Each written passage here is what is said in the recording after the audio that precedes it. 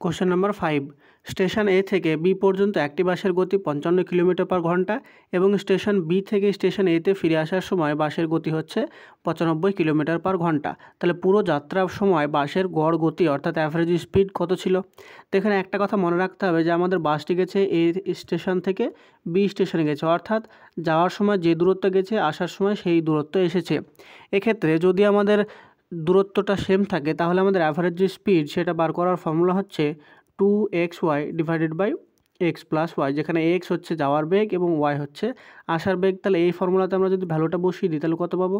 2 × 55 multiplied by, দ্বিতীয় ক্ষেত্রে গতি হচ্ছে আমাদের 95 divided by x plus y, মানে করলে কত হবে?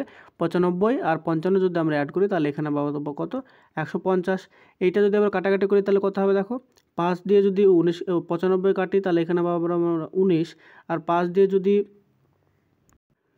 150কে কাটি তাহলে এখানে পাবো 30, 2 দিয়ে 30কে কাটলে আমরা পাবো 15, আবার যদি 15কে যদি 5 দিয়ে কাটি তাহলে পাই 3, আর 55কে যদি 5 দিয়ে কাটি তাহলে এখানে পাই 11।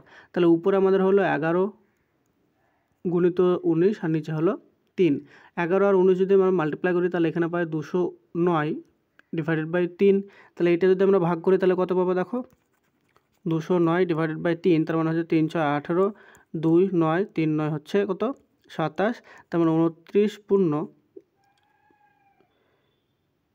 69 পূর্ণ অর্থাৎ 69 2/3, অর্থাৎ এখানে অপশন নাম্বার এ হয়ে যাবে আমাদের সঠিক উত্তর।